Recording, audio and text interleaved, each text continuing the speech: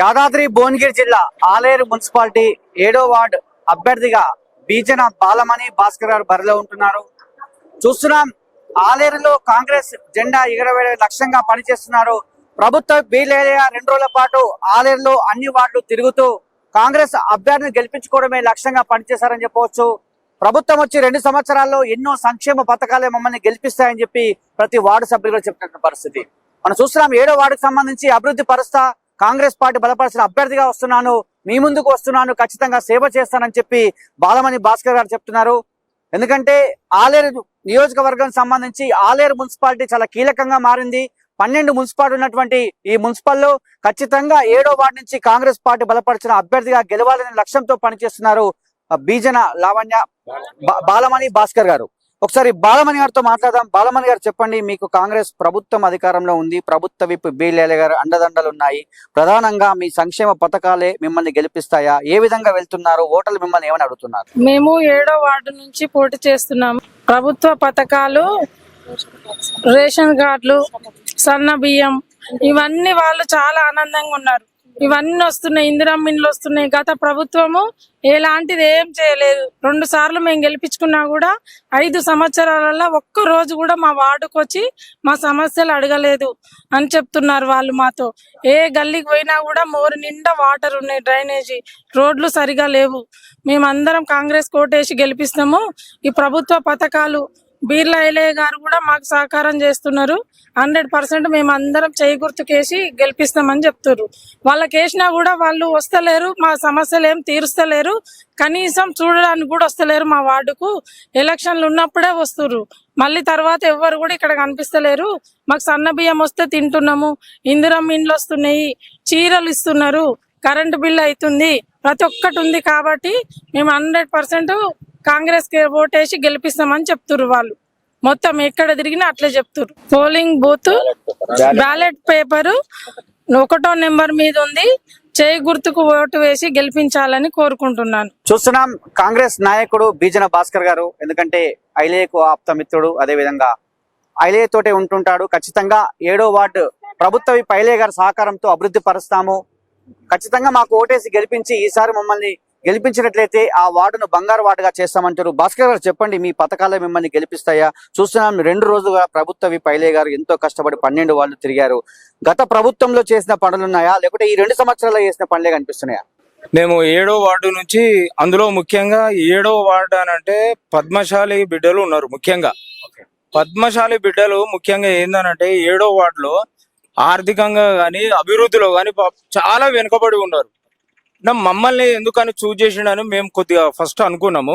కానీ ఆ వార్డులో అభివృద్ధి జరగాలనంటే, 7వ వార్డు అభివృద్ధి జరగాలంటే బీజన భాస్కర్ బాలమణి గారితో అవుతుందని చెప్పేసి మమ్మల్ని ఆ 7వ వార్డుకు పంపించడం జరిగింది. మొదటగా మేము 7వ వార్డుకు పోగానే మొదటగా మమ్మల్ని అడిగేది ఏంటంటే, మార్కండేయ స్వామి ఉంది, వాళ్ళ కులదైవం. వాళ్ళు అక్కడ ఏమన్నారంటే, మాకు ఇక్కడ బోర్ లేదు. గత 10 సంవత్సరాలు ఉన్న బీఆర్ఎస్ గవర్నమెంట్ లో కూడా మేము ఎటువంటి అభివృద్ధికి నోచుకోలేదు. మాకు అంతకుముందుకు ఉన్న కౌన్సిలర్లు కూడా ఎటువంటి సీసీ రోడ్లు కానీ, మోరీలే కానీ, లేదంటే ఆ పోల్కు ఒక లైట్ కూడా వెయ్యలేని పరిస్థితిలో ఉన్నారు. కాబట్టి ఏందనంటే, మేము పోగానే ఈ సమస్యలు చెప్పారు. మేము ఒకటే చెప్పినాం వాళ్ళకు, రేవంత్ అన్న సర్కార్ వచ్చిన తర్వాత 200 యూనిట్ల కరెంటు ఫ్రీ అయింది. మహిళలకు ఇప్పుడు పెద్దపీట వేసింది, మహిళలకు గృహజ్యోతి, ప్లస్ ఇంకోటి ఏందనంటే ఇందిరమ్మ చీరలు, మహిళా శక్తి పథకాలు, మళ్ళీ అలాగే మన వడ్డీ లేని రుణాలు ఒకటి మహిళలకు. ఇంకోటి ఏందనంటే ఇందిరమ్మ చీరలు. వాళ్ళు అంతకుముందు గత ప్రభుత్వం చీర ఒకటి 60 రూపాయలకు చీర ఇస్తే ఖాళీ చేన్లలో కట్టుకున్న పరిస్థితి ఉండే, ఏది పిట్టల కోసం చేన్లలో కట్టుకున్న పరిస్థితి ఉండే. ఇవాళ అటువంటి చీరలు కూడా మనకు ఏందనంటే అక్కలు, అమ్మలు, చెల్లెలు కట్టుకొని చాలా సంతోషపడుతున్నారు. భాస్కర్ గారు, నేను అడిగే ప్రధానంగా రెండు పర్యాయాలు బీఆర్ఎస్ పార్టీ అధికారంలో ఉంది. 2 పర్యాయాలు బీఆర్ఎస్ పార్టీ అధికారంలో ఉండి కూడా ఆలేరుకు చేసింది శూన్యమని అంటారా? ప్రభుత్వం వచ్చి 2 సంవత్సరాల్లో ఎన్నో సంక్షేమ పథకాలు మీరే చెప్తున్నారు, రేషన్ కార్డులు కావచ్చు, ఇందిరమ్మ ఇల్లే కావచ్చు, పెన్షన్సే కావచ్చు, అదేవిధంగా ఎన్నో మహిళా శక్తి పథకాలే కావచ్చు, ఉచిత కరెంటు కావచ్చు, ఉచిత బస్సు, ఇవన్నీ చేస్తారు కదా. అంటే 2 సంవత్సరాల అభివృద్ధి ఆలేరులో కనిపిస్తుందా? గత ప్రభుత్వం ఏం చేయలేదా? ఏం చేయలేదు. ఇప్పుడు మీకు కూడా కనబడుతుందండి. ఏం చేసిందండి? ఆలేరులో చూస్తే కనీసం మోరీలు కూడా పాత మోరీలు ఇంతవరకు తీయలేని పరిస్థితి ఉన్నది. ఆ వీధిలో మేము పోతే పాపం వాళ్ళ బాధలు చూస్తే మాకే చాలా బాధగా ఉంది. అక్కడ పోతే దుర్వాసనలు, మోరీలు అసలు జామ్ అయిపోయి పాపం అక్కడ పడేవి. ఇది మన వీధి ప్రజలు అక్కడ పడే బాధలు వర్ణనాతీతం. అక్కడ ఏంటంటే మోరీలు కూడా తీయలేని పరిస్థితి ఉన్నది. ఎప్పుడో జమాన్లో కట్టిన మోరీలు ఇంతవరకు క్లియర్ లేవు, ఏం లేవు. మేము అక్కడ ఓటు అడిగేందుకు పోతే గత ప్రభుత్వంలో ఏం లేదనంటే ఇప్పుడు వాళ్ళు ఒకటే చెప్తున్నారు, రేవంత్ అన్న సర్కార్ కాంగ్రెస్ పార్టీకి వచ్చిన తర్వాత మాకు ఎన్నో అభివృద్ధి పథకాలు మాకు అందుతున్నవి. ఇప్పుడు పేదలు సన్నబియ్యం, ధనవంతుడు తినేటువంటి సన్నబియ్యం ఇస్తున్నాడు. మళ్ళీ పోతే అట్లాగే మాకు మహిళలకు ఎక్కడికన్నా పోవాలన్నా, అమ్మగారింటికి పోవాలన్నా, అత్తగారింటికి పోవాలన్నా కానీ మేము బస్సులో ఉచితంగా మేము పోయి వస్తున్నాము. మాకు ఏదైనా రుణం కావాలంటే వడ్డీ లేని రుణాలు, ఒకటి ఇందిరమ్మ చీరలు ఇస్తున్నాడు, ఇందిరమ్మ ఇండ్లు ఇస్తున్నాడు. ఈ రోజు మనం చూసుకున్నట్టయితే ఇళ్లలో కిరాయిలు కట్టలేని పరిస్థితులు కూడా ఉన్నాయి. వాళ్ళకి ఏంటంటే ఇందిరమ్మ ఇండ్లు కూడా శాంక్షన్ చేయడం జరిగినది. ఇలా ఏంటంటే సంక్షేమ పథకాలే మా ప్రభుత్వాన్ని ముందుకు తీసుకెళ్తాయి. ఖచ్చితంగా మన ఆలేరు మున్సిపల్ 12కు 12 కౌన్సిల్ జెండా ఎగురవేస్తామనే ధీమా వ్యక్తం చేస్తున్నాం. మేము చూస్తున్నాం, ఎప్పటి నుంచో కరడు కట్టిన కాంగ్రెస్ వాది గత ప్రభుత్వంలో 10 సంవత్సరాలు బీఆర్ఎస్ తో ఉన్నప్పటికీ కాంగ్రెస్ పక్షాన కొట్లాడినటువంటి వ్యక్తి టౌన్ అధ్యక్షుడిగా పనిచేశారు ఎంఏ ఎజాజ్ గారు. అత్యంత ఆప్తుడు మిత్రుడు ఐలే గారికి మరి అతను భుజస్కంధాలపై వేసి 12 సీట్లు గెలుచుకోవాలనే లక్ష్యంతో పనిచేస్తున్నారు. ప్రధానంగా 7వ వార్డుకు సంబంధించి కూడా ప్రచారం చేస్తున్నారు. 7వ వార్డులో ఇలా తిరిగినటువంటి పరిస్థితి. ఎజాజ్ గారితో మాట్లాడు. చెప్పండి ఎజాజ్ గారు, అసలు ప్రధానంగా కాంగ్రెస్ పార్టీ గెలిపే లక్ష్యంగా మీరు ముందుకెళ్తున్నారు.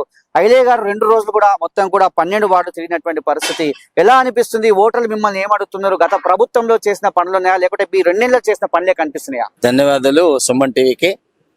నిన్న మొన్న 2 రోజులు ప్రభుత్వ వైపు బీర్ల ఐలయ్య గారు, బడుగు బలహీన వర్గాల ఆశాజ్యోతి, ఆయన గెలిచిన దగ్గర 30 నెలలకు దగ్గరకు వచ్చింది.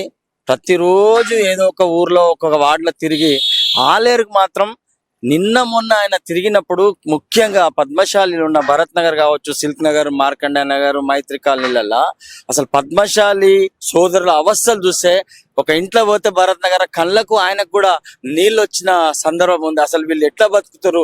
ఒక చీర 3 రోజులు వేస్తే దానికి వచ్చేది రోజుకి 750 రూపాయలు. అసలు కుటుంబం ఎట్లా బతుకని చెప్పి బాధపడి ఈ రోజు మళ్ళీ తుమ్మల నాగేశ్వరరావు గారితో గతంలో మొన్ననే 15 రోజుల కిందనే అక్కడ రుణమాఫీ చేసి, ఆ రుణమాఫీ కేవలం ఆలేరుకే కాకుండా ఆలేరును ఆదర్శంగా, ఐలాండ్ను ఆదర్శంగా తీసుకొని రాష్ట్రం మొత్తం ఈ రోజు చేనేత కార్యక్రమాలకు రుణమాఫీ చేసే పరిస్థితి. అలాగే ముఖ్యంగా ఆలేరు విషయానికి వస్తే గత ప్రభుత్వం ఆలేరుకి చేసింది కాదు, ఆలేరును సర్వనాశనం చేసింది గత ప్రభుత్వం, అందులో సునీత గారు. ఎందుకంటే ఇక్కడున్న RNB ఆఫీస్ తీసుకుపోయి గుట్టలేసేసింది. ఇక్కడున్న 100 పడకల హాస్పిటల్ను 15 పడకలు చేసింది ఆమె ఘనతనే. అలాగే ఇక్కడ వచ్చే మెడికల్ కాలేజ్ని తీసుకుపోయి గుట్టలేసిన ఘనత ఆమెదే. ఎక్కడ కూడా ఆలేరుకి ఇక్కడ ఈ రోజు ఏం జరిగిందంటే పేరుకు మున్సిపాలిటీ అయింది, కేవలం ఈ సెంట్రల్ లైట్లు తప్ప మాకు ఏది చూసుకోనికి మురువనికి ఏం లేదు. ఒక సెంట్రల్ డివైడర్ నాకు తెలిసి మామూలుగా మనం కాల్తో అంటే ఎక్కడైనా మనం గ్రేడ్ 1, గ్రేడ్ 2, గ్రేడ్ 3 ఎక్కడైనా మున్సిపాలిటీలో చూస్తే మినిమం 3 ఫీట్ల హైటు, 3 ఫీట్ల వెడల్పు ఉండి డివైడర్ అంటే పరిస్థితి ఉంటుంది. కేవలం ఆ తూతు మంత్రంగా డివైడర్ లేచి ఈ రోజు సంవత్సరానికి ఒక 700-800 కట్టే ట్యాక్స్ ఈ రోజు 30-30 వేల రూపాయల ట్యాక్స్ కట్టుడు తప్ప వేరే ఏ ఒక్క లబ్ధి గాని ఏ ఒక్క విషయం ఆలేరు ప్రజలకు అందలే. ఈ రోజు ఆలేరు ప్రజలు చెప్తారు, మేము చాలా తప్పు చేసినాము, గతంలో కొత్త మున్సిపాలిటీ అధికారంలో ఉన్నది, గెలిపిస్తే ఎన్నో పనులు జరిగి ఆలేరు డెవలప్ అయితే అనుకోరు, కానీ చాలా బాధపడతారు. ఆలేరులో డంపింగ్ యార్డ్ లేక మీరు వాగు పోయి ఒక్కసారి వాగులో చూడండి, వాగు పక్కకెళ్ళి కనీసం మనం నడవలేని పరిస్థితి, అంత దుర్వాసన ఇటు అటు వచ్చే పరిస్థితి ఉంది. వాళ్ళు కనీసం కేవలం వాళ్ళు దోసుకొని దాచుకొని తప్ప ఆలేరు కానీ ఆలేరు నియోజకవర్గం కానీ చేసింది ఏం లేదు. ఈ రోజు ముసరి కన్నీళ్లు మహేందర్ రెడ్డి గారు గుర్తు ఏదో జరిగిందని చెప్పి నీ క్యాండిడేట్లను నువ్వు కాపాడుకోలేని పరిస్థితుల్లో ఇలా ఈ రోజు ఉన్నావంటే నువ్వు ఆలేరుకి ఏం చేసినావు అనేది నువ్వే ఉంచుకోవాలి. అలాగే గతంలో ఆలేరులో మున్సిపల్ ఆఫీసు, గ్రామ పంచాయతీ ఆఫీసు పట్టాల అవతలు ఉండే. దానికి కారణం ఏంటంటే ఇక్కడ ఉన్న ఆలేరులో ఉన్న ప్రజలలో వృద్ధులు 60 నుంచి 70% పట్టాల అవతలు ఉంటారు.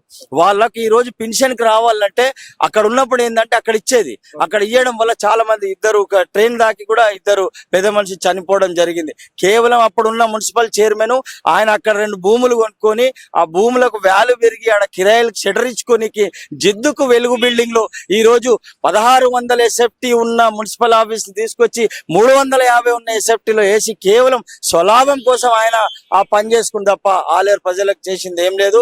7వ వార్డులో 8వ వార్డులో 5వ వార్డులో 7వ వార్డులో చైర్మన్ గారికి క్రమసంఖ్య 1లో, ఎందుకంటే చైర్మన్ అంటే ముక్కు, అది గెలిస్తేనే దాన్ని అన్ని మనం చేయగలుగుతాం. కాబట్టి దయచేసి ఆలేరు ప్రజలను కోరుతున్నాము, ఖచ్చితంగా ఆలేరులో పెద్ద ఎత్తున మెజార్టీ తోటి 12 వార్డులు కాంగ్రెస్ పార్టీ గెలిపిస్తారని ఆశిస్తున్నాం. చూస్తున్నాం ఆలేరులో కాంగ్రెస్ జెండా ఎగరవేయడం లక్ష్యంగా పనిచేస్తాం.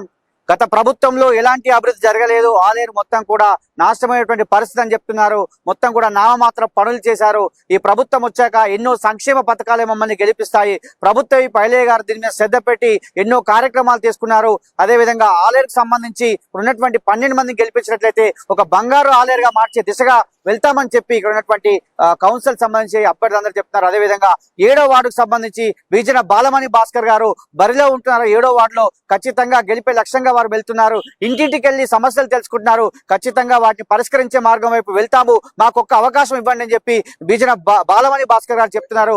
అదేవిధంగా అంటే ఏజాజ్ గారు చెప్పినట్టు, టౌన్ అధ్యక్షుడు గారు చెప్పినట్టు ఖచ్చితంగా కాంగ్రెస్ ప్రభుత్వం వచ్చినాకనే అభివృద్ధి జరిగింది కాబట్టి మళ్ళీ మా అందరికి అవకాశం ఇచ్చినట్లయితే ఈ 3 ఏళ్ల కాలంలో ఆలేరును ఒక బంగారు ఆలేరుగా మారుస్తామని చెప్తున్నారు. ఇది అరుణ్తో శరత్, ఆలేరు మున్సిపాలిటీ.